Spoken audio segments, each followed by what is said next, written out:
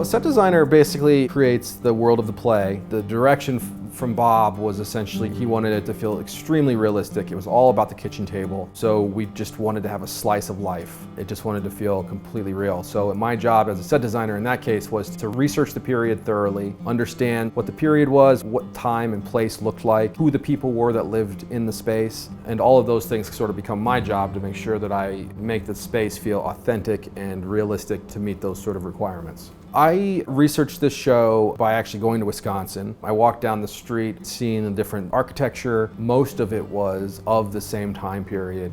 And I was able to kind of get a sense of the small town, how the town felt. I just wanted to make sure I understood the community that all these people were living within. Believe it or not, the entire kitchen was built by the Goodman Prop Shop. So it was all built exactly how a high-end custom kitchen would be built. So they do an impeccable job of recreating the vintage cabinets that I designed. These cabinets came from a Sears Robust catalog that I was able to kind of track down the way they were constructed, what they were made from. These are made from maple, which was a pretty common material used at that time.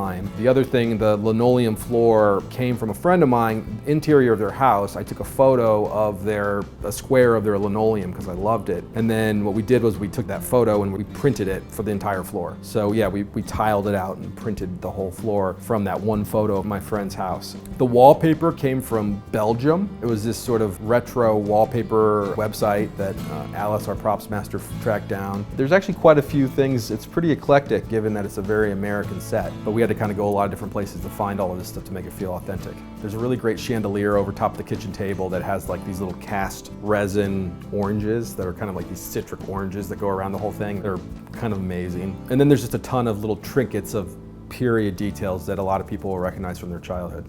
I think the show is about real people dealing with real problems and seeing corporate America loom over this small town and understanding what corporate America is doing to families and values and these sort of things that seem to be slipping away within our own culture. And I think this play really revolves around those monumental issues that are happening within our country right now.